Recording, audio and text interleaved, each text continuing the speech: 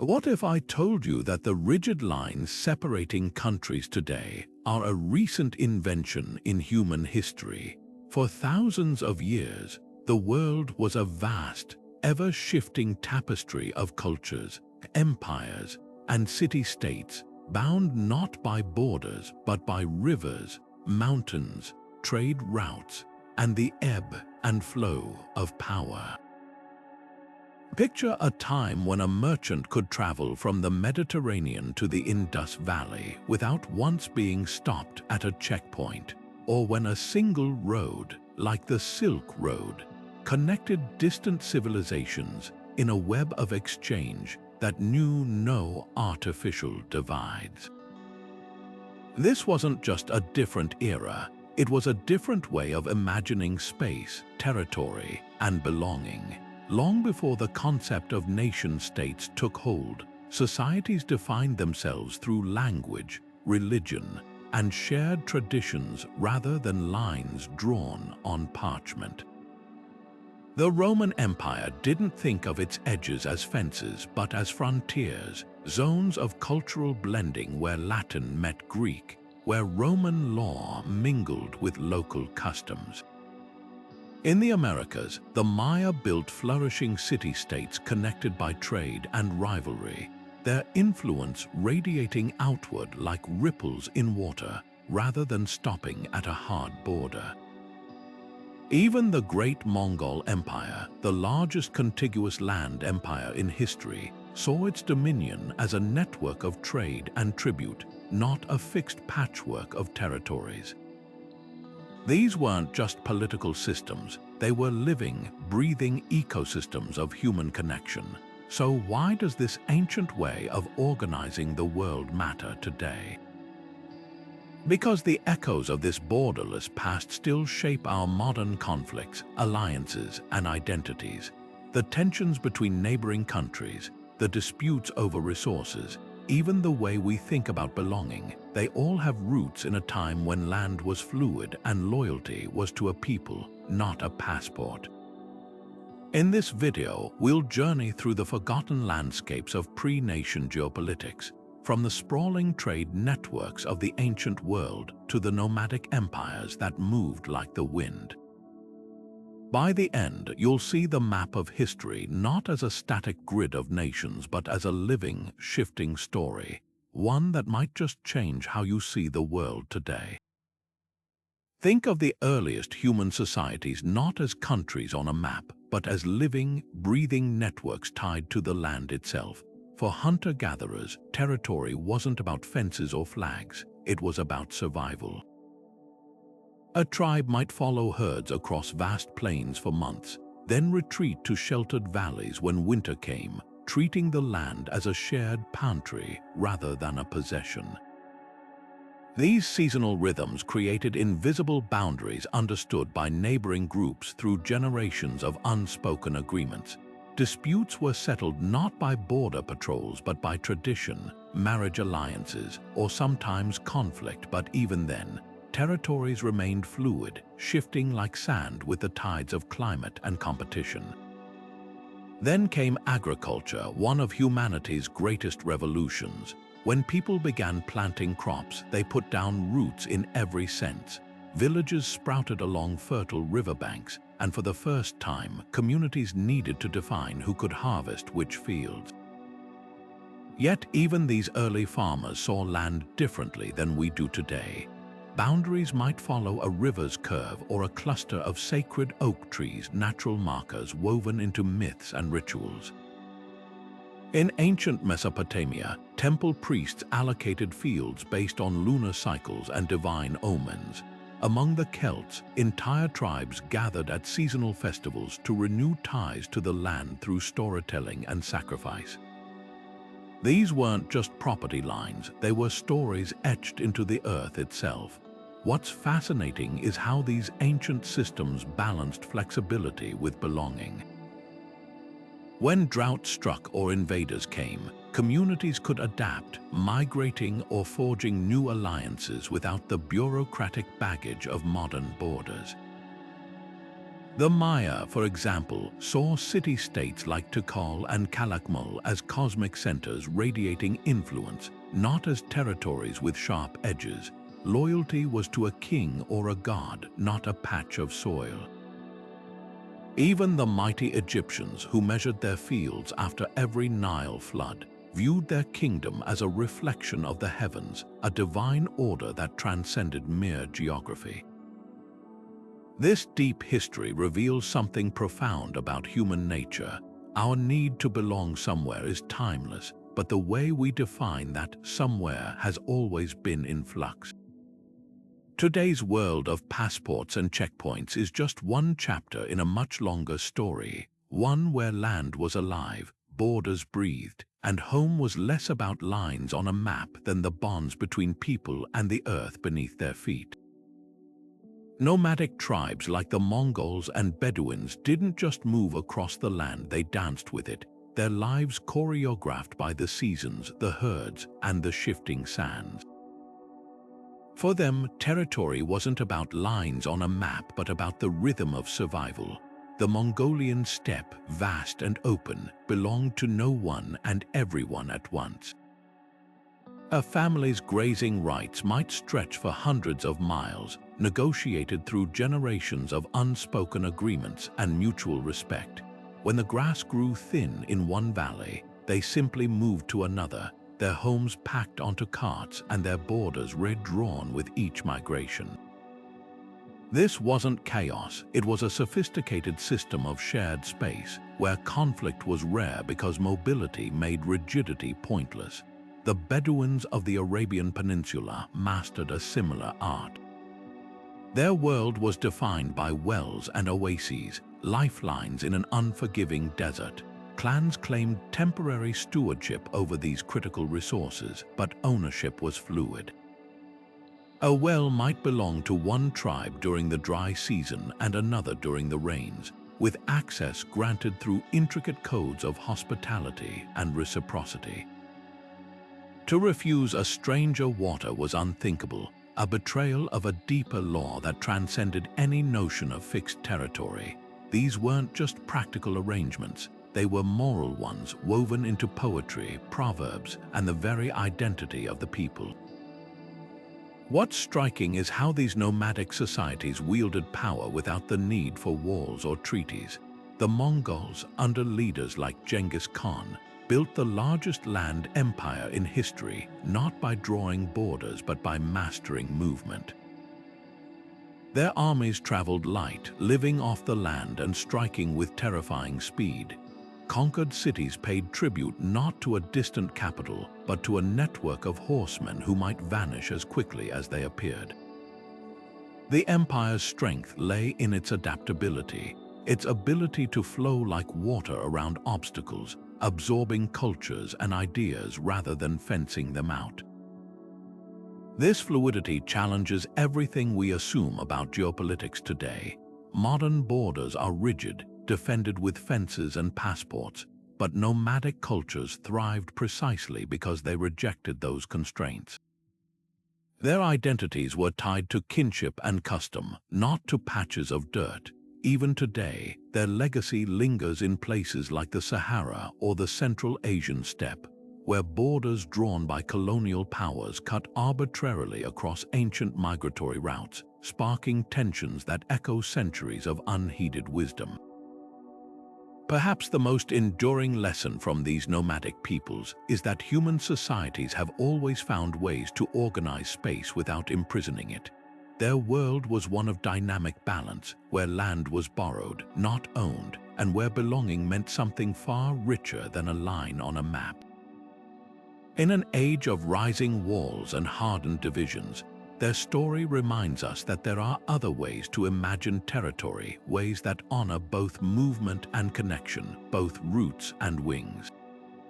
Before nations stretched across continents, before empires carved the world into colored patches on a map, there were cities pulsing hubs of trade, culture, and power that governed themselves like miniature worlds. Picture the ziggurats of Ur rising above the Mesopotamian plains, or the Acropolis of Athens gleaming in the Mediterranean sun. these weren't just settlements, they were sovereign entities, each with its own laws, gods, and identity, ruling over farmlands and trade routes without the need for barbed wire or border guards. The city-state was a revolution in human organization, proving that political strength could flow from a bustling marketplace or a well-defended wall as much as from vast territorial claims. Take ancient Sumer, where cities like Ur and Lagash thrived as early as 3,000 years before the Common Era. Their influence radiated outward along rivers and caravan trails, with control measured in tribute and loyalty rather than fenced boundaries. A merchant traveling between them wouldn't encounter checkpoints, but they'd know they'd entered a new sphere of power when the dialect shifted or the local temples honored a different patron deity. Conflicts flared over water rights or trade disputes, not territorial annexation, because land was valued for what it produced, not as abstract real estate. The Greek city-states perfected this model centuries later, with Athens and Sparta becoming legendary, not for their size but for their fiercely independent cultures. Athens' naval league and Sparta's Peloponnesian alliances were less about claiming land than about weaving networks of obligation and protection. Even their wars were fought differently. Sparta's hoplites might ravage an opponent's crops to force negotiation, but annexing their polis was rarely the goal. These cities understood that true power lay in influence, not acreage. What's remarkable is how these ancient experiments mirror modern debates about governance. Like today's global cities, Hong Kong, Singapore, or Dubai, classical city-states punched far above their weight by mastering trade and diplomacy. Venice's medieval empire was built on maritime contracts and silver, not conquest, while the Hanseatic League turned Baltic ports into a decentralized economic superpower. Their legacy lingers in places like Monaco or Luxembourg, tiny entities that thrive precisely because they prioritize flexibility over territorial bulk. Yet city-states also carried the seeds of their own fragility. Without the buffer of vast hinterlands, a single drought or siege could topple them, as the Maya discovered when their once great urban centers collapsed into abandoned ruins. Their story reminds us that autonomy comes with vulnerability, and that even the mightiest walls can't shield against interdependence. In a world now fixated on national borders, their rise and fall whisper an alternative truth, that human ingenuity has always found ways to organize itself, not by drawing lines but by building connections. The greatest empires of antiquity didn't just conquer land, they absorbed worlds. Take Rome at its height, where a traveler could walk from the misty highlands of Scotland to the sun-baked temples of Egypt without ever leaving Roman soil, yet never encounter a border checkpoint in the modern sense.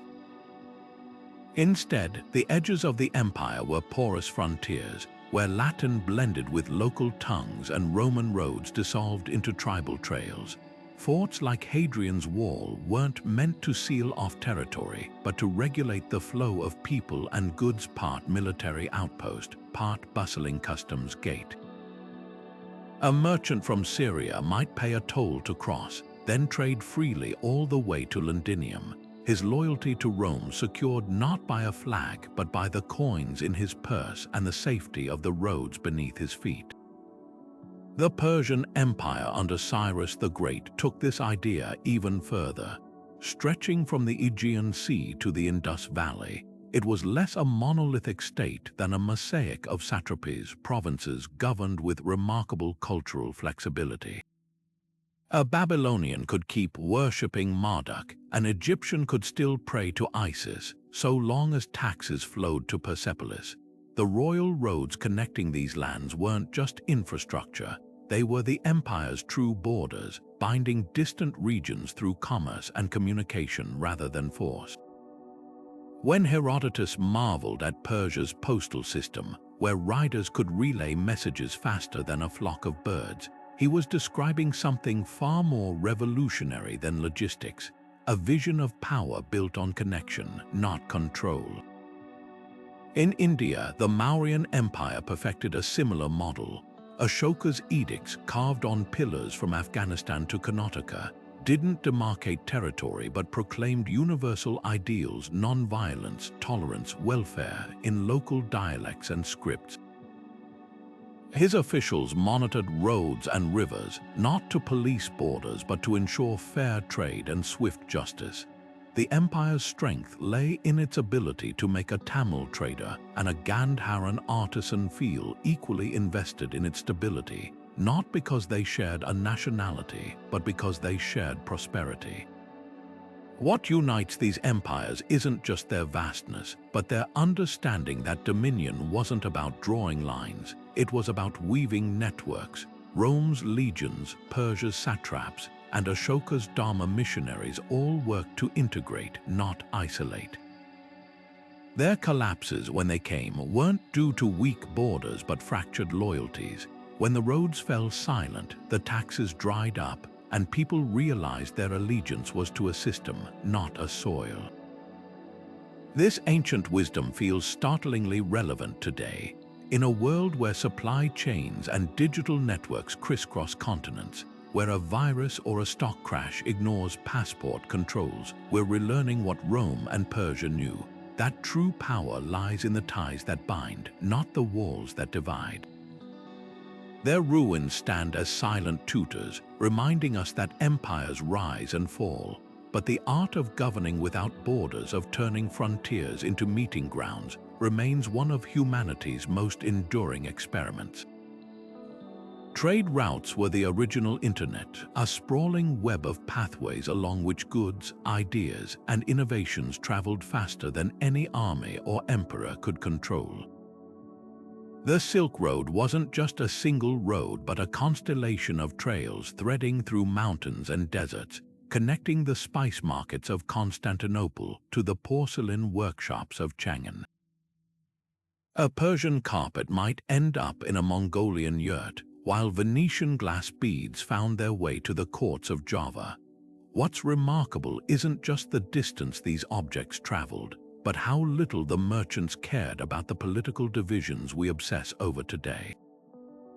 To a Sogdian trader, the stretch between Samarkand and Xi'an wasn't a patchwork of kingdoms but a continuum of opportunity, where the real borders were set by bandits' hideouts and the limits of camel endurance. The trans-Saharan routes tell a similar story. Picture a caravan of thousands of camels, their bells echoing across the dunes as they carried salt from Taghaza to Timbuktu, where it was traded for gold dust measured in fistfuls. The Tuareg guides who navigated these deadly sands didn't carry maps with lines marking Mali from Algeria. They followed stars, rock formations, and generations of oral lore.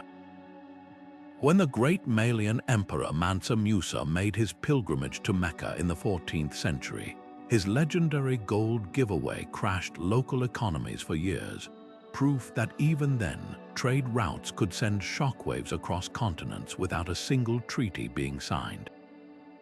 Then there was the Indian Ocean, a liquid highway where monsoons dictated commerce like clockwork.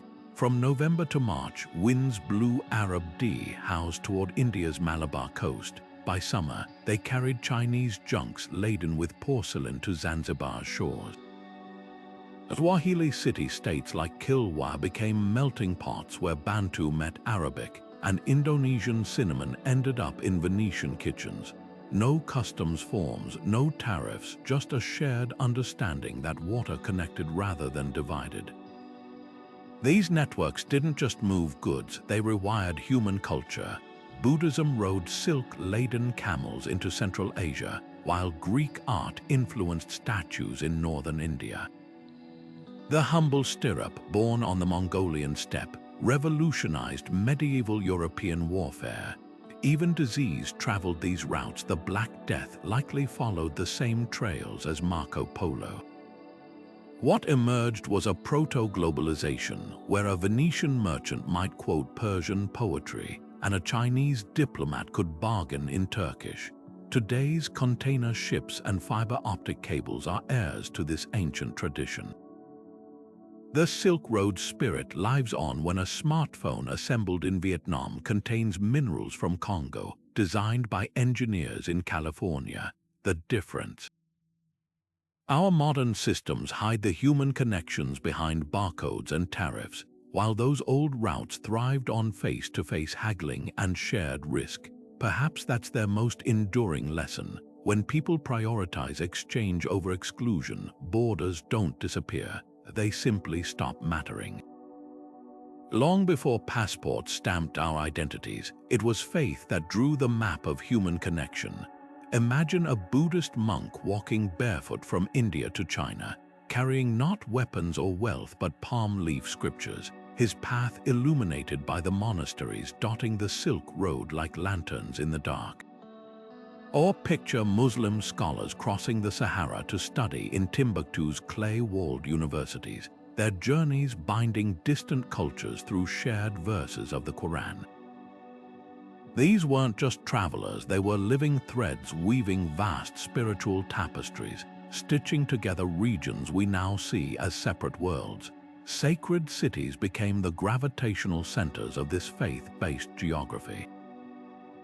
Jerusalem, a single square mile of limestone and legend, pulled Christians, Jews, and Muslims into its orbit for centuries, each group tracing their own sacred paths through its alleys. Pilgrims to Mecca didn't come as Saudis or Indonesians, but as equal participants in the Hajj, their shared rituals erasing tribal lines under the desert sun. Even Varanasi, where Hindu devotees still bathe in the Ganges at dawn, thrived as a crossroads where philosophy met commerce and devotion flowed as freely as the river itself. What's striking is how these spiritual networks often bypassed political power entirely. The Nestorian Church planted roots from Syria to China centuries before Marco Polo, its followers building churches where local rulers barely noticed them. Buddhism slipped quietly into Tibet along mountain passes, its monks adapting deities to local mountain spirits rather than demanding conquest. This wasn't missionary work as we imagine it today. It was a slow, organic blending, like ink dispersing in water. Yet faith and power inevitably intertwined. When Charlemagne was crowned Holy Roman Emperor on Christmas Day in the year 800, he didn't just claim land, he claimed divine mandate, merging church and state into a single authority. The caliphs of Cordoba used the grandeur of the Great Mosque to proclaim Islam's intellectual supremacy, while Angkor Wat's towers stretched toward the heavens as both temple and throne. These weren't just places of worship, they were spiritual fortresses projecting influence far beyond their walls. The echoes of this fusion still resonate today. Modern borders in the Balkans or the Middle East often ignore ancient religious fault lines, creating tensions that flare when old identities clash with new maps. Yet there's also a quieter legacy, the Sufi shrines where Hindus and Muslims still pray together in South Asia, or the mezuzahs preserved in Moroccan homes as relics of a shared past.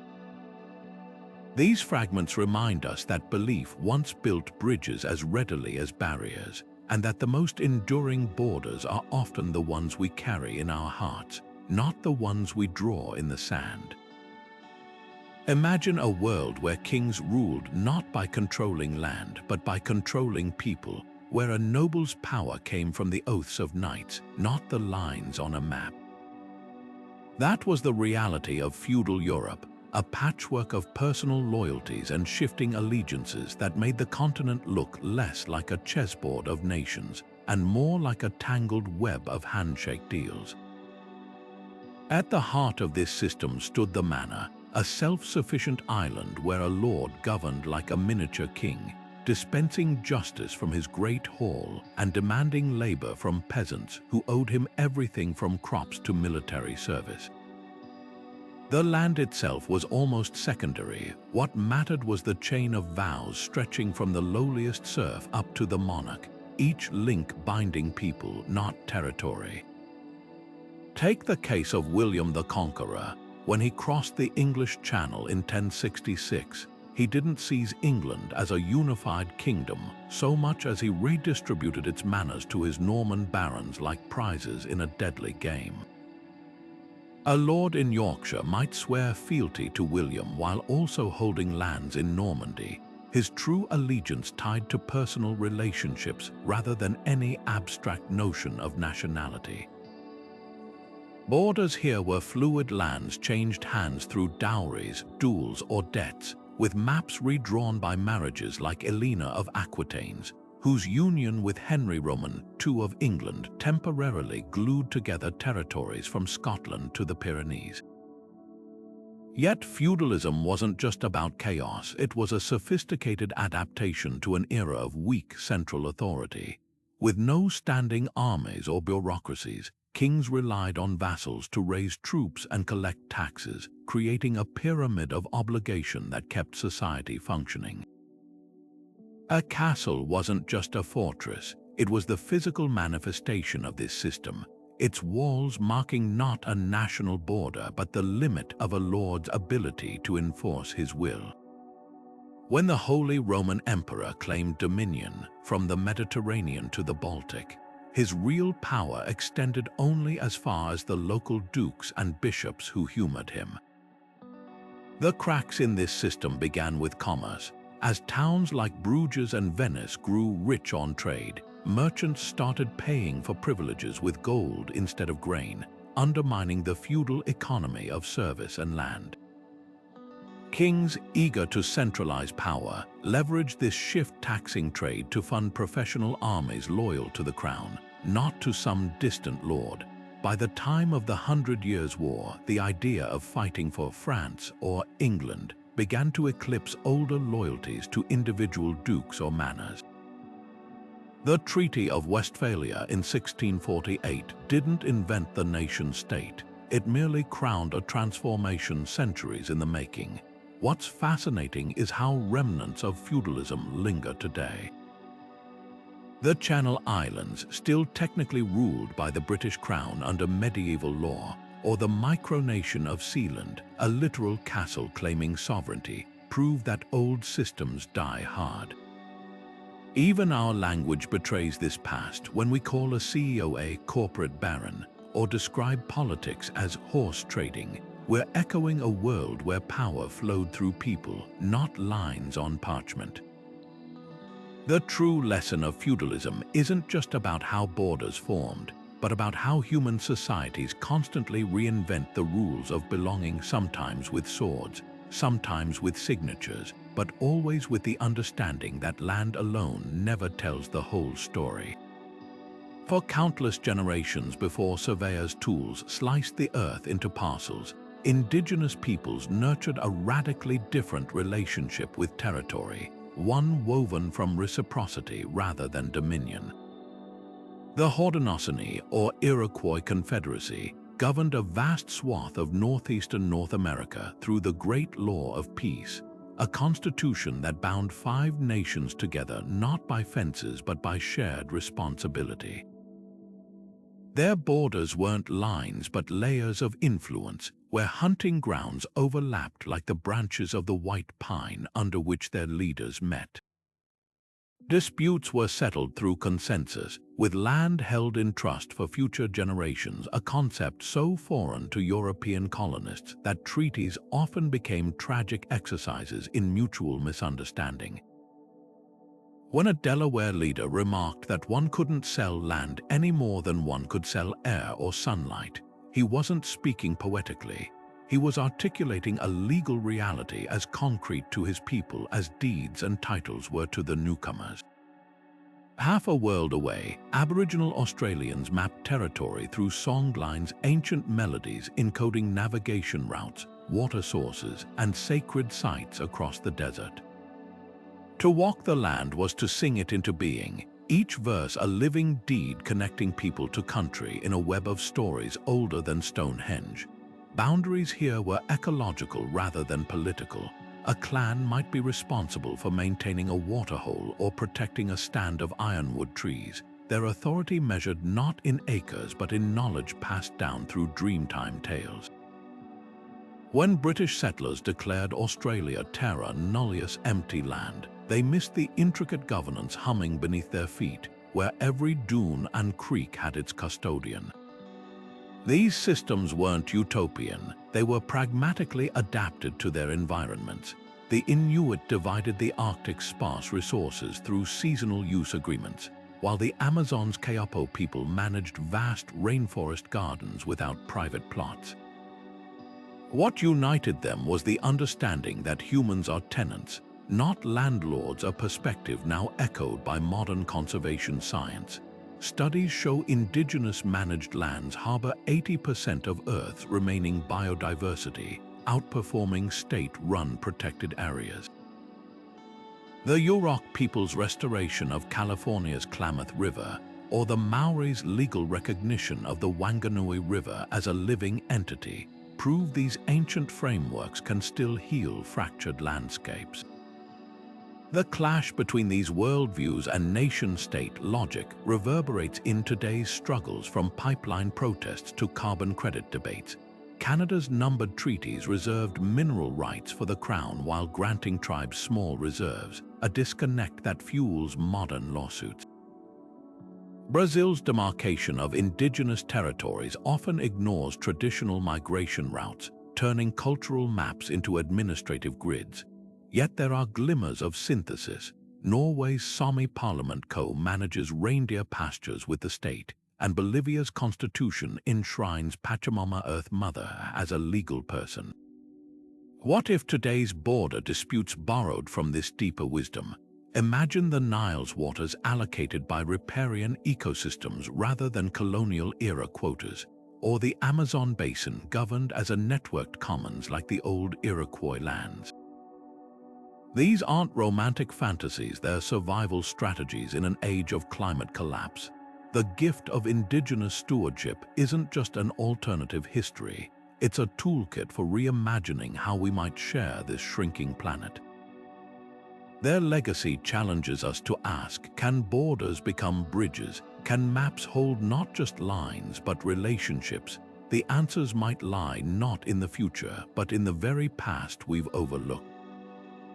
When European colonizers sat around tables in Berlin, Brussels, and London to carve up continents like cakes at a banquet, they weren't thinking about the intricate tapestry of cultures beneath their pens. The infamous Berlin Conference of 1884 saw Africa divided with rulers and compasses, creating straight-line borders that sliced through ethnic homelands, sacred sites, and ancient trade networks overnight. A single stroke could place the Maasai people in two different colonies, or force rival groups into uneasy coexistence under a flag they'd never seen before.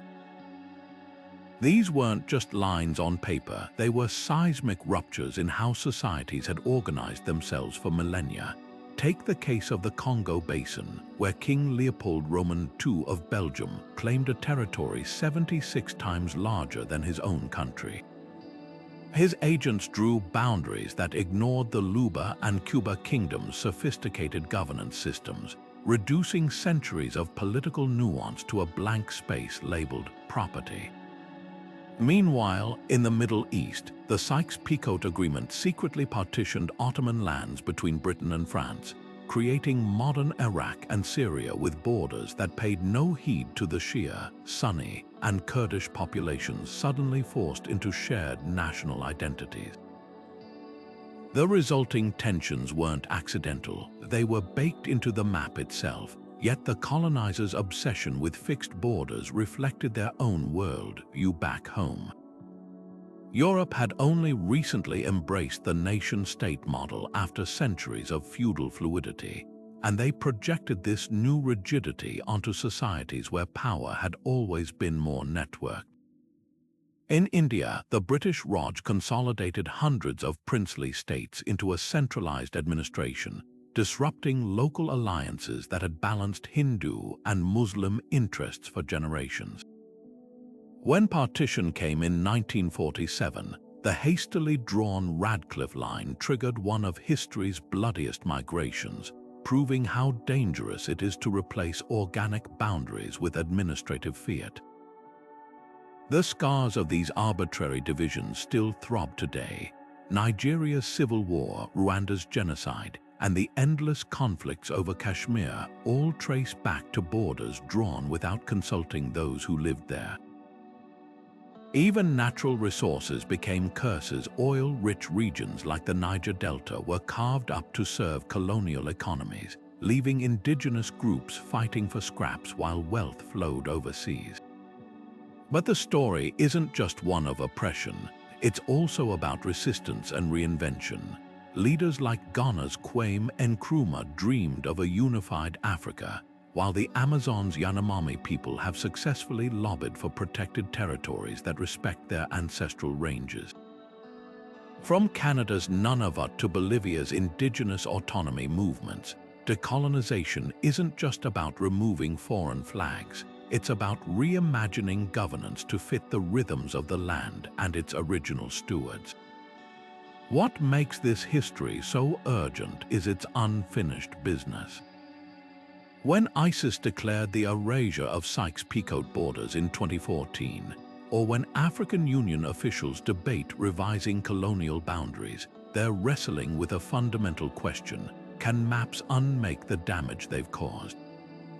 The answer may lie not in drawing new lines, but in learning from the cultures that thrived without them, where belonging was measured in relationships, not coordinates, and where the land itself had a voice in how it was shared. The year 1648 didn't just end a war, it rewired the world's political DNA. After 3 decades of bloodshed, the Treaty of Westphalia didn't merely silence cannons, it redrew the rules of power itself.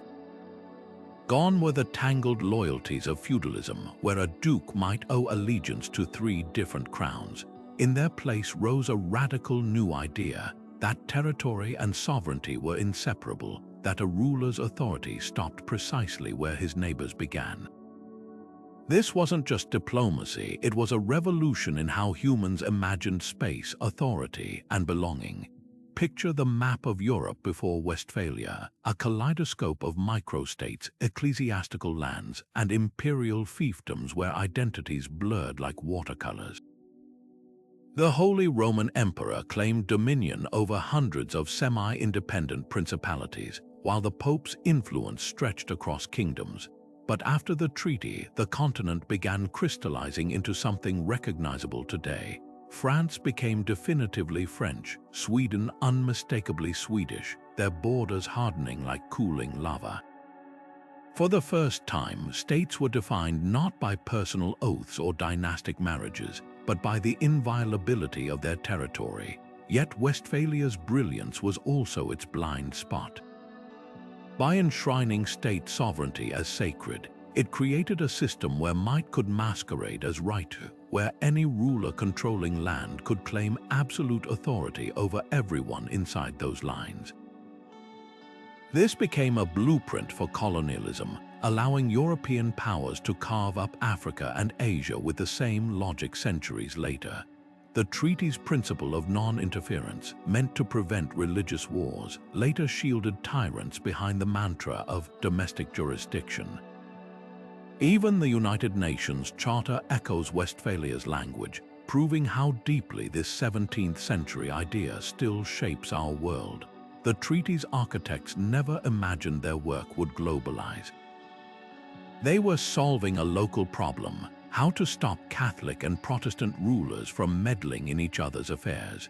But their solution, territorial integrity, became a universal standard, overriding older systems where power flowed through people rather than land.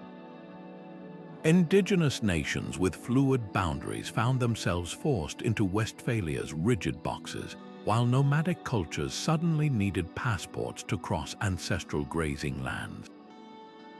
What's often overlooked is how Westphalia didn't just create borders, it created outsiders. By defining citizenship as tied to territory, it turned minorities into perpetual guests in their own homelands.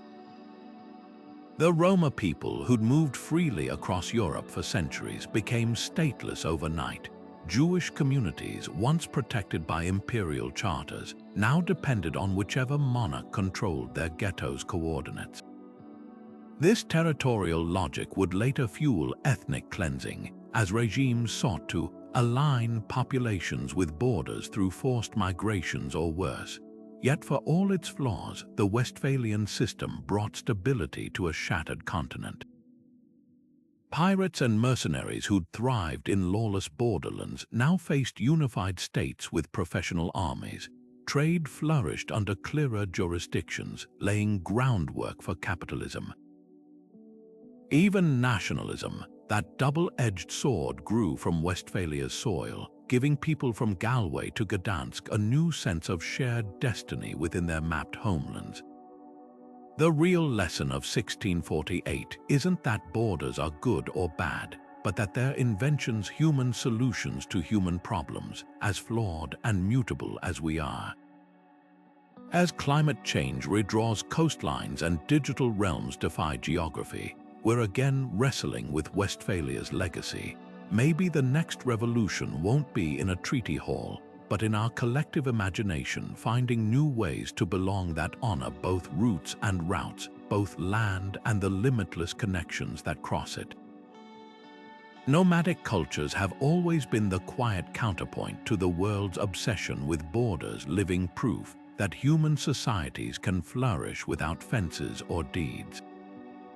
The Roma people, scattered across Europe for over 1,000 years, carried their sense of home in wagons and songs rather than soil. To them, a border was nothing more than a river to ford or a mountain to cross, their identity rooted in language and kinship rather than any patch of earth.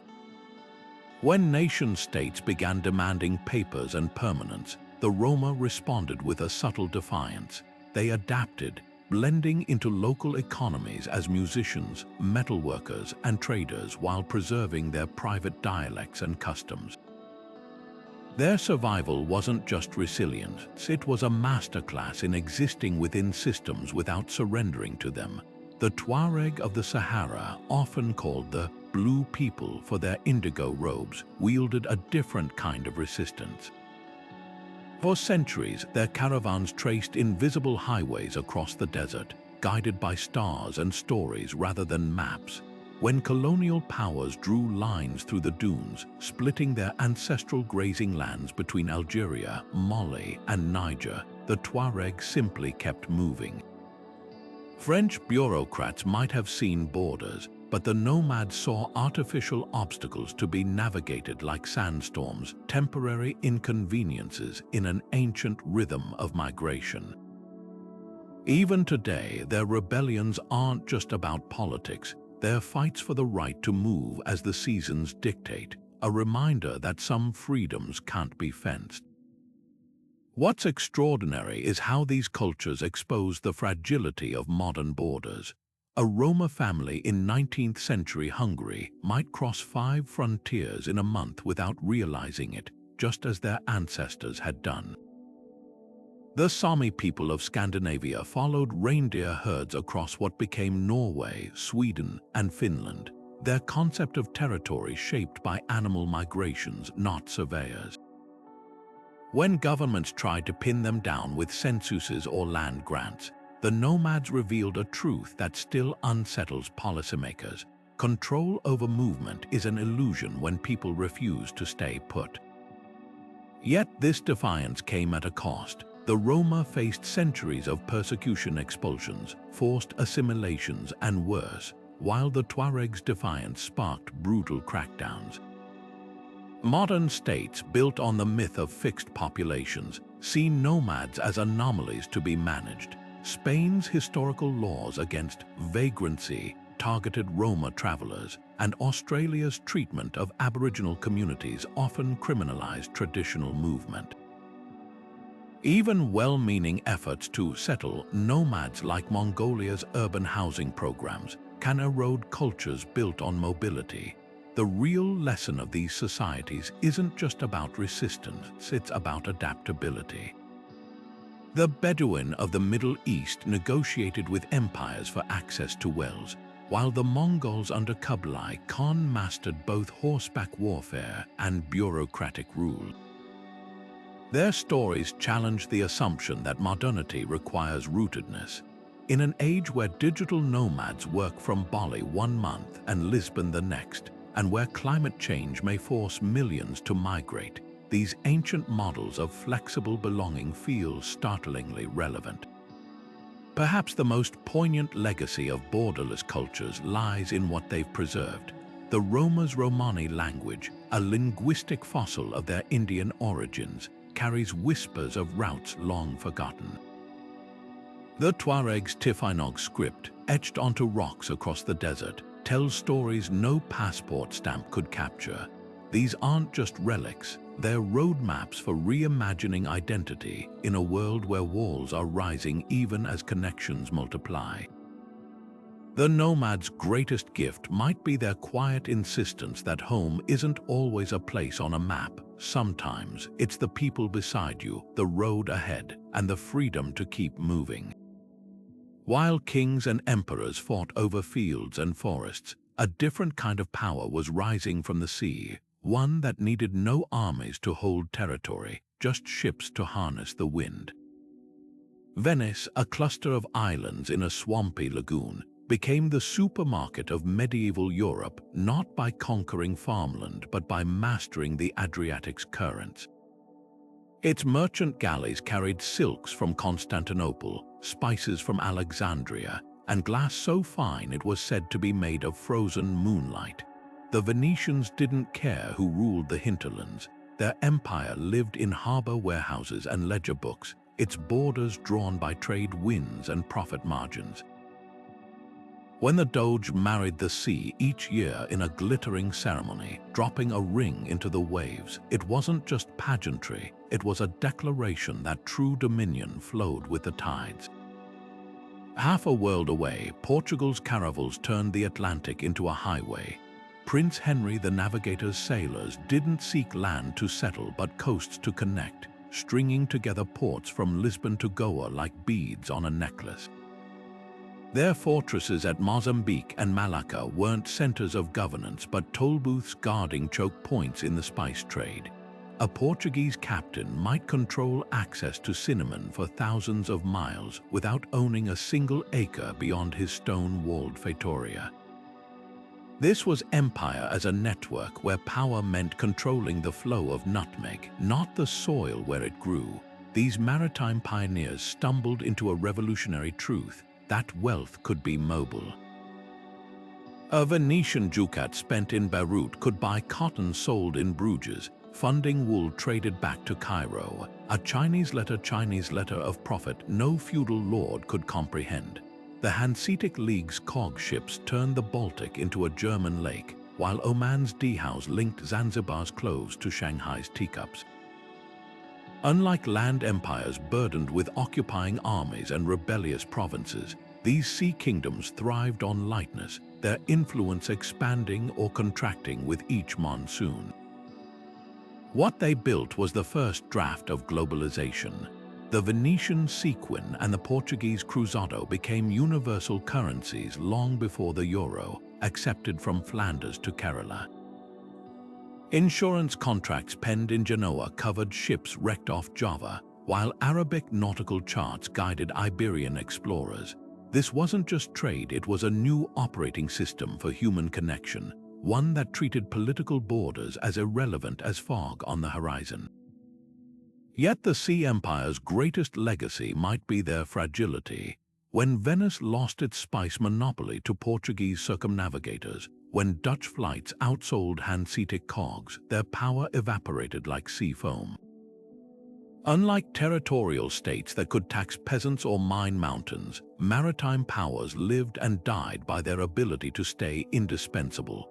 In that sense, they were ancestors to today's digital platforms and supply chain giants, entities whose dominance relies not on controlling territory but on controlling flows. The lesson written in brine and barnacles is timeless. When your empire is made of routes rather than roots, you must keep moving or sink beneath the waves. Long before Google Translate or diplomatic interpreters, languages wove together civilizations across vast distances, not as tools of conquest, but as threads of mutual understanding. Picture a Buddhist monk in 7th century Chang'an reading scriptures in Sanskrit, a language born in India yet resonating in Chinese temples. Or imagine a merchant in medieval Cordoba haggling in Arabic, then switching to Ladino for his Jewish customers and Mozarabic for local Christians. These weren't just transactions, they were acts of a borderless world where tongues traveled faster than armies, and fluency opened doors no passport could. Latin epitomized this power. For over a millennium, it served as the glue holding Europe together from the legal courts of Rome to the lecture halls of Oxford. A scholar in Poland could debate theology with a colleague in Portugal because both shared this linguistic common ground, even as their vernaculars drifted apart. Latin wasn't just a language, it was a cultural passport, granting access to everything from medicine to music. When Charlemagne standardized its script across his empire, he wasn't imposing uniformity but ensuring that ideas, like the rivers of Europe, could flow freely. Sanskrit played a similar role across South and Southeast Asia. The epic Mahabharata wasn't confined to India. It was performed in Cambodian court theaters and etched onto Javanese temple walls. Traders carried Sanskrit mantras to Bali's rice terraces, while kings in Thailand used it for royal decrees, much like French once graced Russian court documents. This wasn't linguistic imperialism, it was a voluntary embrace of a prestige language that transcended local rivalries. The irony, these lingua francas declined precisely as nationalism rose. The Reformation's vernacular Bibles fractured Latin's monopoly, while British colonialism replaced Sanskrit with English in Indian bureaucracies. As maps filled with colored borders, languages became political weapons, Hungarian replacing German in Budapest schools, Hebrew revived to forge Israeli identity. The shift wasn't just practical, it was philosophical. If a nation-state needed a unique language to justify its existence, then cosmopolitan tongues like Latin or Ottoman Turkish became suspect, relics of a messy, interconnected past. Yet traces of these linguistic bridges linger. Swahili still unites East Africa's coast, blending Arabic, Bantu, and Portuguese into a maritime Creole. English, the new global Latin, lets a Japanese engineer collaborate with a Brazilian designer not because of empire, but because some connections resist borders. The lesson isn't that universal languages are better, but that they prove identity can root itself in shared words rather than soil. When a Tamil poet and a Tibetan monk debate philosophy in English today, they echo an ancient truth, that human belonging has always been as fluid as the languages we speak. Rivers didn't just quench thirst, they wrote the first drafts of human geography. The Nile's annual floods didn't just fertilize fields, they sculpted ancient Egypt's very sense of identity, with the desert on either side marking a natural boundary as clear to farmers as any modern fence. To sail south past the first cataract near Aswan wasn't just a journey, it was crossing into Nubia, a land the pharaohs called the Wretched, yet whose gold and ivory made it indispensable. The river was both highway and border, a liquid spine that unified even as it divided. Compare that to the Rhine in medieval Europe, where Frankish kings and Holy Roman emperors treated the river as a movable chess piece. Charlemagne's palace at Aachen sat near its banks, a strategic choice that let him pivot between Germanic and Latin worlds. Unlike today's razor-wire borders, the Rhine was porous. Celtic tribes had crossed it to settle Gaul, Roman legions built bridges to conquer Germania, and medieval merchants floated timber downstream to Dutch shipyards. The water was less a barrier than a meeting place, its currents carrying not just goods but ideas, from Gothic architecture to printing presses. Then there were the mountains, not just rocks but silent arbiters of human destiny. The Himalayas didn't just separate India from Tibet, they funneled Buddhism through high passes like a sieve, shaping how the religion transformed in China. The Andes forced the Inca to engineer terraces and suspension bridges, turning vertical cliffs into a networked empire. Even the Alps, which Napoleon famously crossed with cannons strapped to mules, were more corridor than cage, their passes nurturing city-states like Switzerland, where 4 languages coexist in valleys a day's walk apart. What made these natural borders so enduring was their flexibility. A river might shift course after a flood, a mountain pass freeze shut in winter, and societies adapted. The Mississippian cultures built mounds where the rivers met. The Khmer carved anchors reservoirs to harness monsoon rains, all working with the land rather than against it. Contrast that with modern borders like the Sahara's straight lines, where colonial rulers drew parallels of latitude through nomadic routes, or the Jordan River's politicized banks, where ancient fords now bristle with checkpoints. The irony, today's most contested borders often ignore geography entirely. The Korean demilitarized zone slices through mountains and rice paddies alike, while the Sahara's arbitrary divisions fuel smuggling networks that follow old caravan trails. Meanwhile, cities like Basra and Detroit thrive where rivers and lakes once dictated their rise, proving that water still whispers its old lessons. Perhaps the deepest truth lies in how these natural boundaries weren't really boundaries at all, just invitations to negotiate, adapt, and remember that the Earth itself has always been the first cartographer. Before lines on a map dictated who controlled what, power flowed through handshakes, dowries, and golden seals pressed into wax. Medieval Europe's tangled web of royal marriages didn't just unite hearts, they redrew the political landscape overnight. When Helena of Aquitaine left the French king for England's Henry II, she didn't just bring a broken marriage, she carried a third of modern France into English hands. No armies marched, no treaties were torn, just a single oath of allegiance transforming the balance of power. This was diplomacy at its most personal, where trust was currency and a broken promise could unravel empires. Half a world away, the Khmer Empire's rulers mastered a subtler art. Instead of conquering their neighbors, they built a network of tributary states bound by gifts and rituals.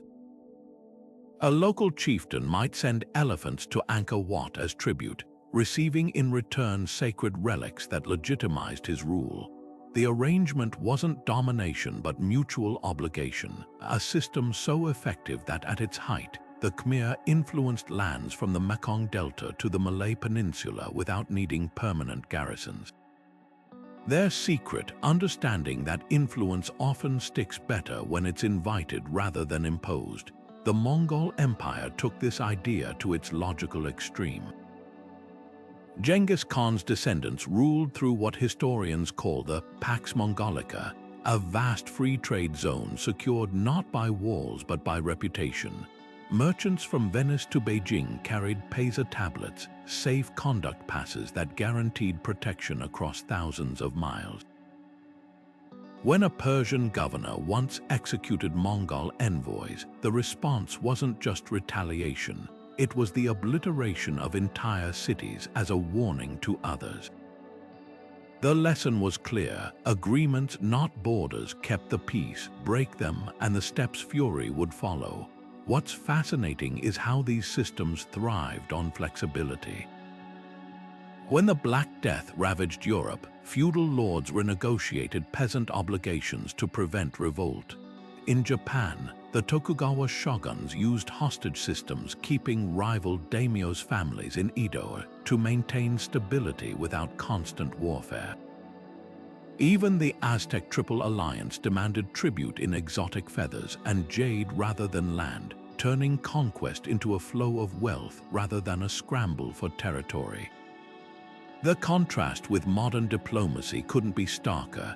Today's borders are frozen in time, often ignoring cultural realities, Kashmir's partition or Africa's colonial lines. Yet glimpses of the old ways persist. The European Union's Schengen zone echoes the Hanseatic League's passport-free trade routes, while indigenous groups from the Arctic to the Amazon advocate for cross-border governance based on ecosystems, not surveyors' lines.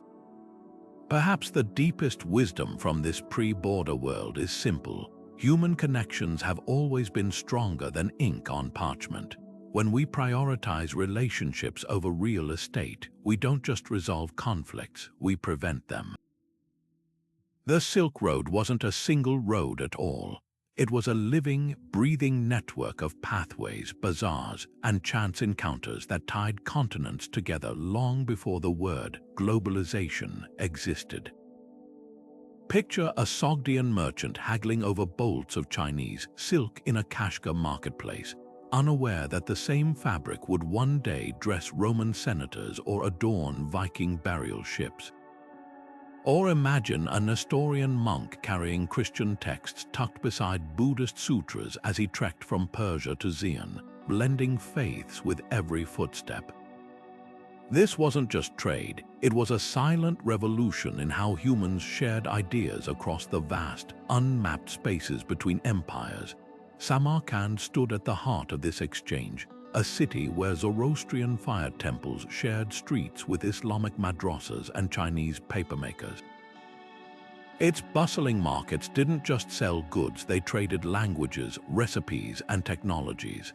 A Persian astronomer might teach a Tang mathematician how to use an astrolabe, while a Byzantine goldsmith learned the secrets of Central Asian enameling. The city's very architecture became a mosaic of influences: turquoise-tiled domes borrowed from Persia, courtyards cooled by Indian water channels, and fortifications reinforced with techniques from the steppes. Samarkand thrived precisely because it refused to belong to any one culture. It was a crossroads, not a conquest. What's often overlooked is how the Silk Road's success relied on a delicate ecosystem of trust. Caravanserais, those fortified inns spaced a day's journey apart, weren't just pit stops. They were the ancient equivalent of diplomatic zones. A Aigha trader could leave goods in a cotton caravanserai with nothing but a wooden tally as a receipt, confident that the system would honor it months later in Mesopotamia. Paper money, invented in China, eventually replaced cumbersome coinage because merchants from different realms needed a shared currency lighter than silver. Even the famed Parthian shot, a horseback archery technique, spread along these routes not as a weapon of war but as a spectacle performed at trade fairs to entertain potential business partners. The Silk Road's true legacy isn't just in the objects that moved, but in the intangible exchanges that reshaped civilizations. When Chinese papermaking reached Baghdad, it fueled the Islamic Golden Age's explosion of manuscripts. Greco-Buddhist art, blending Hellenistic realism with Buddha's serene gaze, traveled from Afghanistan to Japan's temples. Even mundane innovations, stirrups from the steppes that revolutionized medieval warfare, or citrus fruits carried from India to the Mediterranean, altered diets and battlefields alike. This was globalization without governors, a system where a Turkic horseman and a Syrian glassblower could collaborate without ever needing a shared passport. Today's digital networks echo this ancient model. A programmer in Nairobi contributes code to a project managed in Oslo, while a viral dance trend leaps from Lagos to Los Angeles in hours. Cryptocurrencies like Silk Road tallies attempt to create borderless value systems, yet there's a crucial difference. Where the Silk Road required face-to-face encounters, where trust was built over shared meals and campfire stories, our digital age often reduces exchange to algorithms and anonymous transactions. The caravanserais of our era might be co-working spaces or online forums, but the challenge remains the same: how to foster real connection in a world that's simultaneously more linked and more fragmented than ever. Perhaps the Silk Road's greatest lesson is that borders are choices, not inevitabilities. For centuries, it flourished not despite the diversity of its participants, but because of it. The moment empires like Ming China or Safavid Persia turned inward, sealing their frontiers, the vibrant exchanges withered.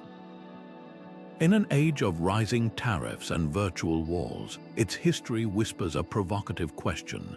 What might we gain if we stopped seeing difference as a barrier and started treating it as the very fabric of progress?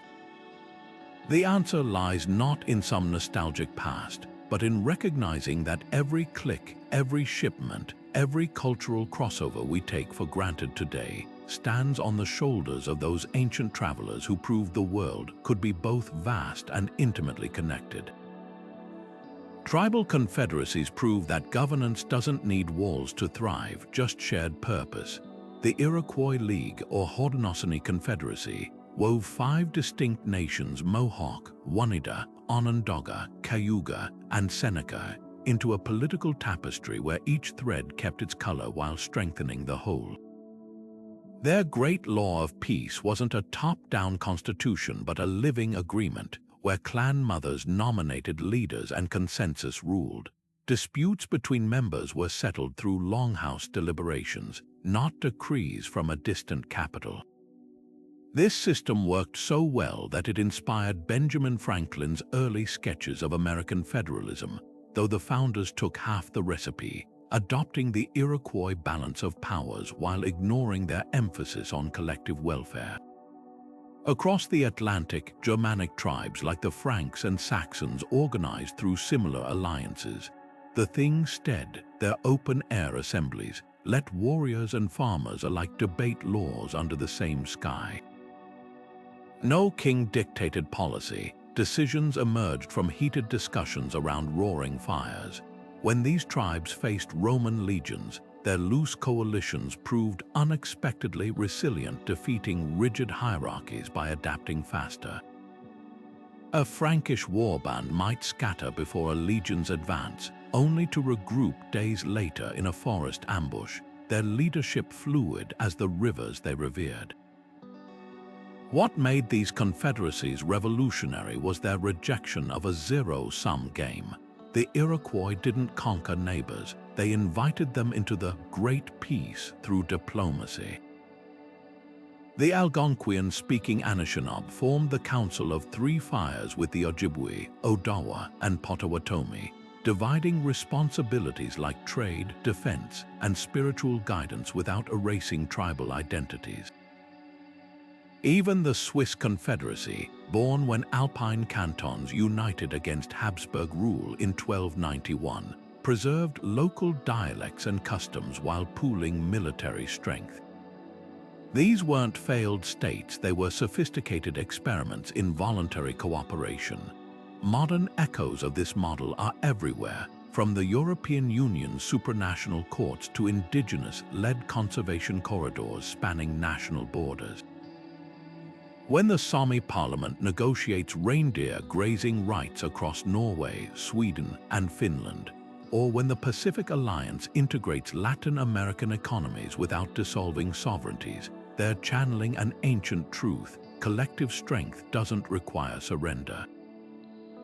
The Iroquois League's founding prophet, the peacemaker, taught that unity should be a longhouse big enough for all, where the fire's warmth reaches every corner, but each family keeps its own hearth. In a world straining under the weight of walls, that wisdom feels less like history and more like a compass. When European explorers first set foot on distant shores, they carried more than sails and swords. They brought a dangerous idea, one that would reshape continents. Terra Nullius, Latin for nobody's land, became the legal fiction that turned thriving indigenous territories into blank spaces waiting to be claimed. A Portuguese captain gazing at Brazil's lush coastline, or a British officer surveying Australia's red deserts, didn't see complex societies with millennia-old relationships to the earth, they saw vacancies. This wasn't ignorance, it was policy. By refusing to recognize indigenous land stewardship as legitimate, colonizers justified taking what wasn't theirs with the stroke of a pen. Take Australia, where British authorities declared the continent uninhabited, despite encountering Aboriginal nations with intricate songlines mapping every waterhole and mountain. The Yolngu people of Arnhem Land had traded with Macassan fishermen for centuries, while the Gunditjmara built elaborate eel farms across Victoria's wetland systems, so sophisticated they're now UNESCO heritage sites. None of this mattered to colonial courts. When the British drew boundaries, they weren't dividing land so much as denying an entire civilization's existence. The same pattern unfolded in the Americas. Spanish conquistadors arriving in Hispaniola encountered Taino villages surrounded by cassava fields and irrigation canals, proof of settled agriculture. Yet papal edicts like the 1537 Doctrine of Discovery decreed that non-Christian lands could be seized for the sake of spreading Christianity.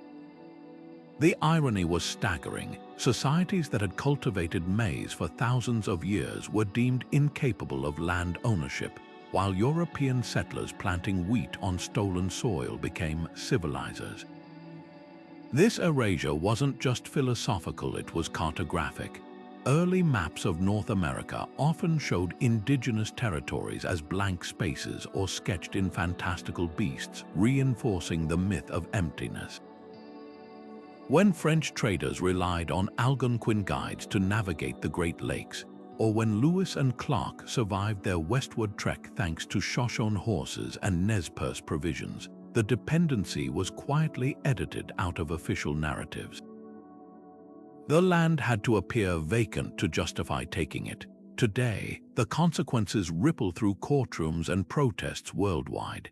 Canada's numbered treaties reserved tiny patches of land for First Nations while opening the rest to settlement, a discrepancy fueling modern lawsuits over pipelines and logging rights.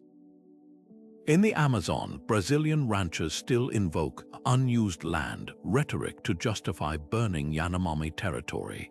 Even national parks often displace indigenous caretakers under the guise of preserving wilderness, ignoring that these landscapes were shaped by human hands for generations.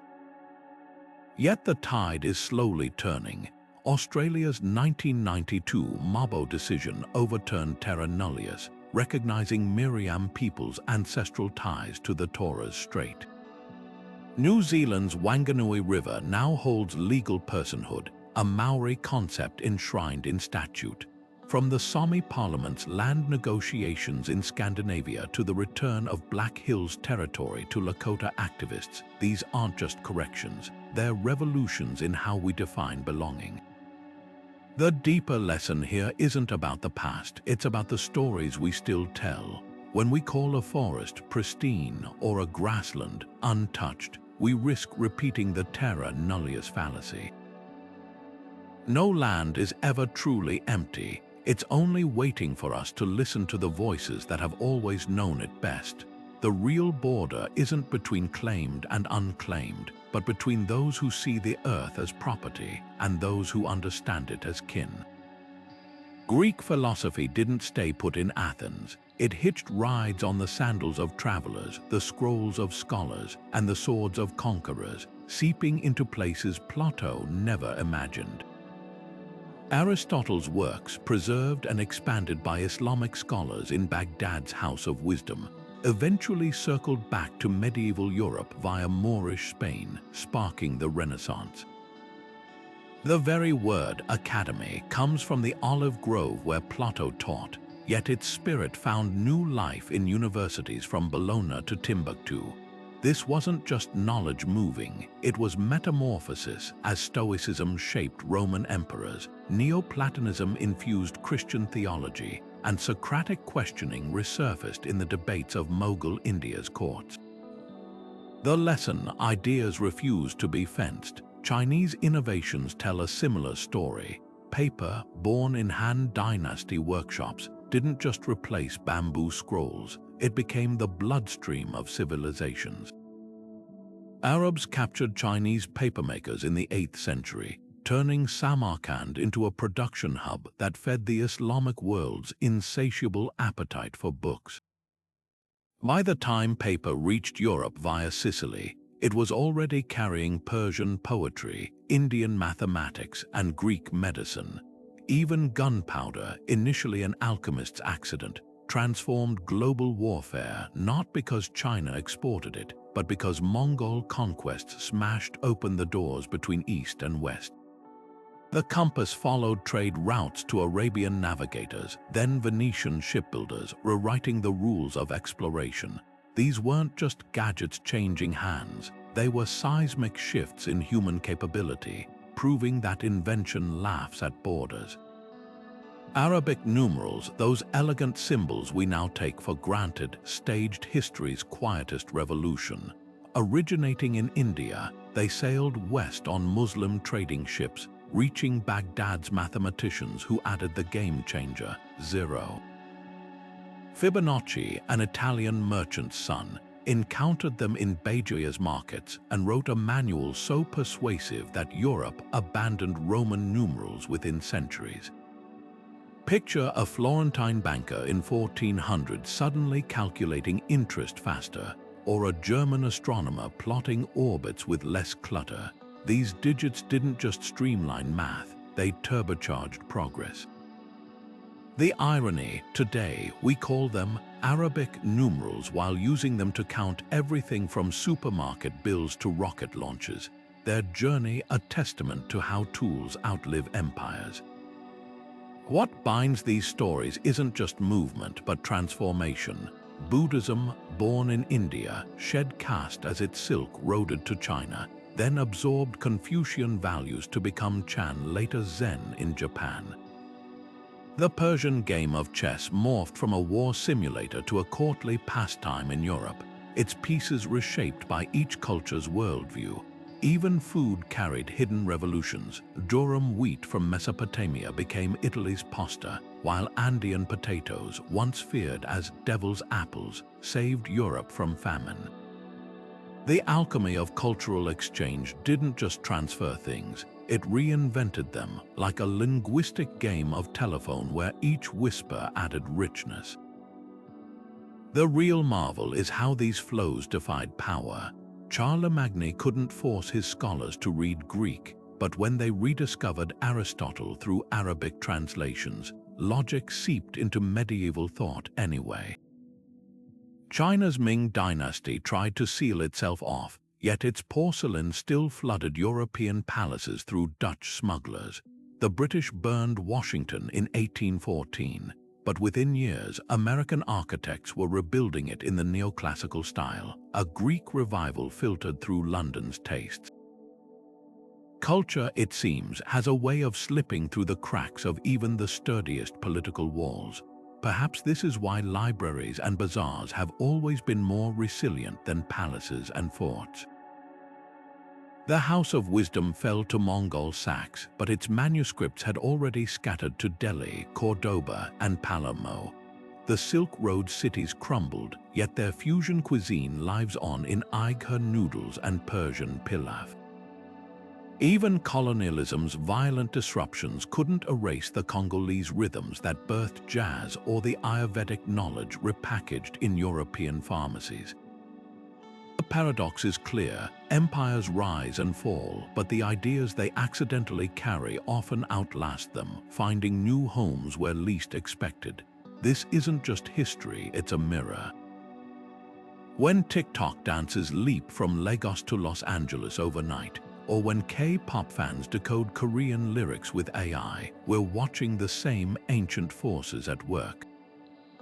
The internet hasn't invented globalization, it's just given wings to what caravans and DAOs once did at walking pace. The difference now is awareness. Where a medieval monk might not know his illuminated manuscript's pigments came from Afghan mines, we can trace a meme's journey in real time. That visibility makes the choice ours. Do we build firewalls, or do we recognize, like those Silk Road traders, that the most enduring legacies aren't stamped on coins, but whispered in the languages of art, science, and shared curiosity? The first seeds of agriculture didn't just change what people ate, they rewired humanity's relationship with the land itself. Picture a Neolithic family along the Tigris River, scattering wild wheat seeds and realizing, season after season, that the earth could be coaxed into providing more than fleeting forage. Over generations, those scattered plots became fields, then villages, then walled cities like Jericho, where the very stones whispered a new truth: this place was theirs. For nomads who had followed the herds for millennia, settling down was less a choice than a slow, inevitable shift, one that traded the freedom of movement for the security of stored grain. But with that trade came a radical idea: that land could be owned, not just shared. This revolution didn't happen overnight. Early farmers still relied on semi-nomadic habits, moving when soil tired or rains failed. Yet as irrigation canals snaked through Mesopotamia and granaries swelled with surplus, something profound took root: a sense of permanence. The land wasn't just a temporary camp. It became ancestry, identity, legacy. Sumerian property deeds etched in clay listed orchards and wells as inheritable assets, while Egyptian pharaohs taxed fields based on Nile flood levels. For the first time, humans began measuring worth not in kin or cattle, but in acres and harvests. The clash between these worldviews settled, and nomadic echoes through history like tectonic plates grinding. When the Hyksos, likely nomadic pastoralists, swept into Egypt's delta around 1650 before the Common Era, they weren't just invaders, they were a counterargument to Pharaoh's claim that land equaled power. The Bedouin raids that tested Rome's desert frontiers, the Mongol hordes that toppled Baghdad's libraries, each was a reminder that mobility could outmaneuver walls. Even the American frontier saw clashes between homesteaders fencing the prairie and plains tribes following bison migrations, a collision of two irreconcilable maps. What's often overlooked is how these tensions birthed bureaucracy. The first tax records, census rolls, and border guards emerged not from cruelty, but from the need to manage sedentary wealth. Babylon's Code of Hammurabi devoted entire sections to farmland disputes, while China's Qin dynasty standardized weights and measures to control its newly unified territories. The very concept of foreigner arose from this divide, a word meaning not just other, but unrooted, a threat to the order of fixed addresses and harvest calendars. Yet nomadism never fully surrendered. The Sahara's Tuareg still navigate colonial borders with ancestral salt routes, and Mongolia's herders adapt Soviet-era collectives to age-old grazing patterns. Even today, when drought pushes Syrian herders into cities, or when Somali clans dispute grazing rights with farm towns, we're witnessing the same ancient friction, the tension between those who draw lines and those who cross them. Perhaps the deepest legacy of this shift lies in how it reshaped our minds. Settled life taught us to see land as a container, something with edges to defend, deeds to sign, flags to plant. But scratch the surface and older instincts remain. The thrill of a road trip, the nostalgia for ancestral homelands, even the digital nomad's laptop lifestyle, all whisper of a time when home wasn't a pin on a map, but the people beside you and the horizon ahead. The borders we take for granted today aren't destiny. They're just one answer to a question humanity has been asking for 12,000 years. How do we belong to the earth, and how does it belong to us? Pre-colonial Africa was never the dark continent of European imagination. It pulsed with empires whose wealth and sophistication rivaled any on earth. Take Mansa Musa, the 14th century ruler of Mali, whose pilgrimage to Mecca famously crashed gold prices in Cairo. His kingdom wasn't defined by lines on parchment, but by the reach of its trade networks, stretching from the salt mines of Taghaza to the copper markets of Timbuktu. When Arab geographer Ibn Battuta visited Mali's court, He marveled at its justice system and bustling universities, where scholars debated theology in the same breath as astronomy. The empire's borders shifted with seasons and alliances, expanding when camel caravans needed new protections, contracting when drought made distant oases unsustainable. This wasn't chaos, it was adaptability perfected over centuries. Great Zimbabwe stone towers tell a similar story. Far from being isolated ruins, they anchored a trade web spanning the Indian Ocean. Swahili merchants from Kilwa brought Persian ceramics and Chinese porcelain, exchanging them for gold mined in the Zimbabwean highlands. The kingdom's influence radiated along invisible threads of commerce, with tributary chiefs paying homage not to fixed territory but to control over trade routes. When Portuguese explorers first saw Zimbabwe's granite walls in the 16th century, they refused to believe Africans built them, a myth that persisted until archaeology proved otherwise. The real disruption came with Europe's scissors and ruler colonialism. At the Berlin Conference of 1884, delegates who'd never set foot in Africa carved the continent into geometric chunks, dividing ethnic groups like the Yoruba between British Nigeria and French Dahomey, or splitting the Maasai between Kenya and Tanganyika. Overnight, migratory routes became illegal crossings, and sacred sites turned into colonial plantations.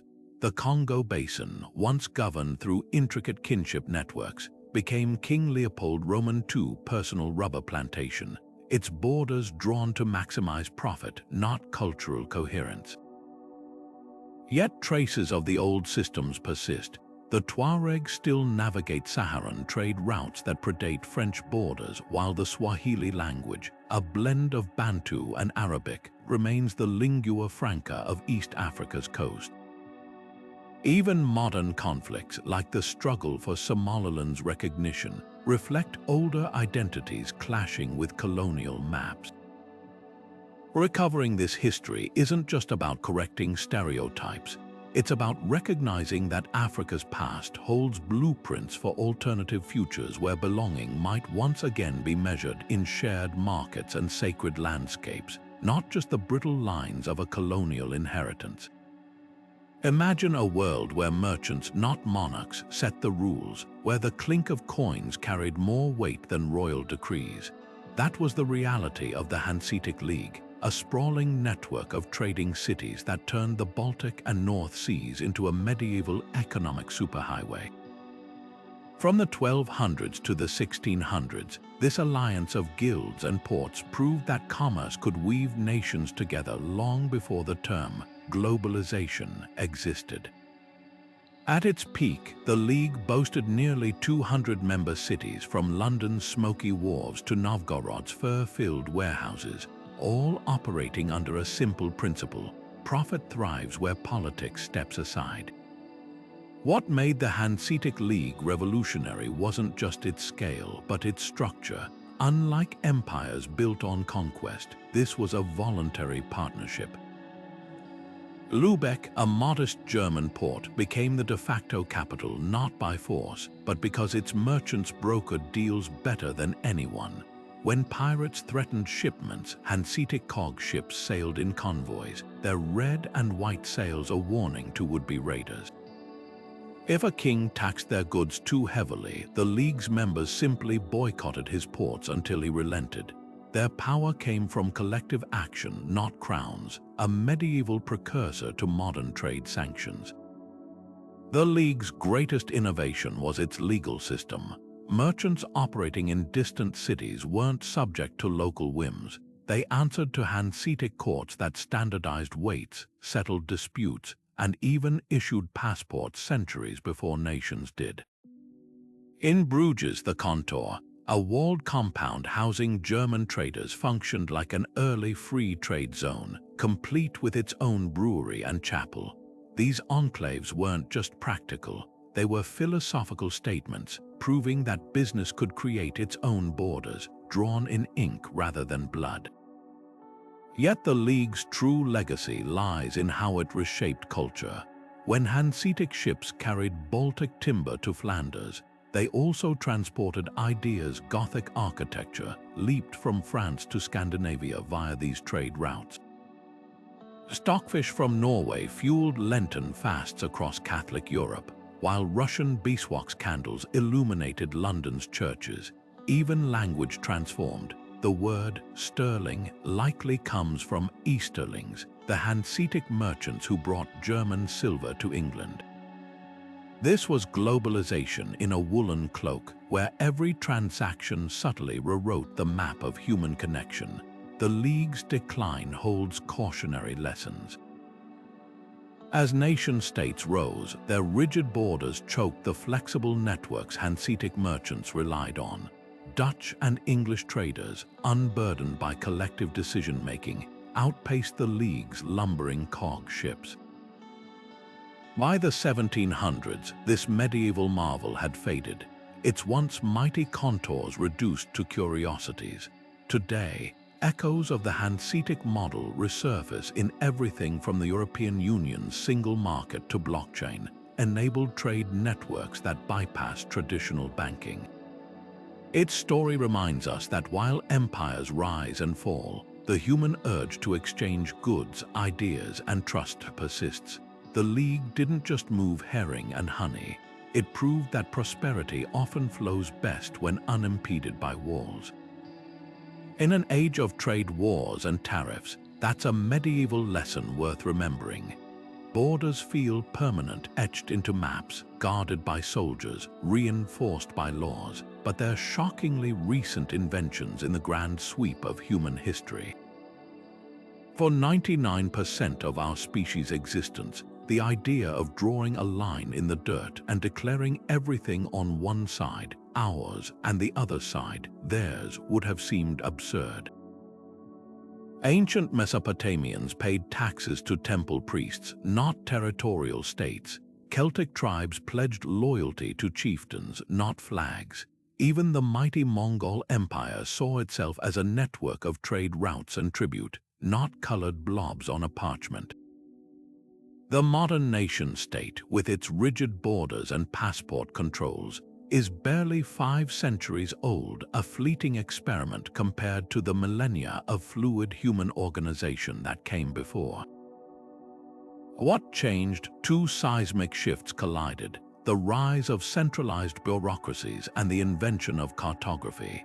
When European kings began replacing feudal lords with tax collectors in the 1500s, they needed precise ways to measure who owed what. Surveyors' tools turned land into mathematical abstractions, parcels that could be bought, sold, and taxed. Meanwhile, the printing press mass-produced maps, transforming landscapes from lived experiences into flat, bordered diagrams. Suddenly, a farmer in Normandy wasn't just tending ancestral fields. He was inhabiting a square inch on a page labeled France. These weren't neutral technologies, they were weapons of control, allowing rulers to project power far beyond their physical reach. Yet the most powerful border-building tool wasn't ink or parchment, it was storytelling. Nationalism taught people to see themselves as part of an imagined community stretching across generations. A Parisian baker and a Breton fisherman might never meet, but they'd both sing the Marseillaise and mourn the same fallen kings. This cultural alchemy turned arbitrary lines into sacred geography, making citizens willing to die for soil their ancestors might have considered neutral ground. The irony is thick. Borders feel ancient because we've been trained to forget how new they really are. The consequences of this shift ripple through today's crises. When droughts or wars force migration, we act surprised, as if humans haven't moved across landscapes for survival since the Ice Age. Indigenous groups like the Sami or Maasai, whose seasonal migrations once ignored modern borders, now navigate Kafkaesque paperwork to herd reindeer or cattle. Even climate change exposes the absurdity of rigid boundaries. Carbon emissions in Beijing melt glaciers in Peru, yet international law treats pollution as a domestic issue. Borders, it turns out, are terrible at solving problems that don't respect lines on maps. But history offers alternatives. Before colonialism, the Malay archipelago thrived under the Mandala system, where kingdoms like Srivijaya and Majapahit exerted influence through cultural prestige rather than territorial control. A port city might pay tribute to multiple rulers simultaneously, its allegiance shifting like the tides. In North America, the Iroquois Confederacy bound 5 nations through shared laws while respecting each tribe's autonomy, a model that inspired early American federalism. These weren't utopias, they were pragmatic adaptations to diversity, proving that governance doesn't require homogenization. The digital age makes these old models newly relevant. A programmer in Estonia can collaborate with a designer in Argentina as easily as neighbors, while cryptocurrencies create economies untethered from national banks. Virtual communities, from open-source software collectives to gaming guilds, organize around shared interests, not geographic accident. Even climate activism mirrors ancient tribal confederacies, with groups like the Pacific Islands Forum demanding global action despite their tiny landmasses.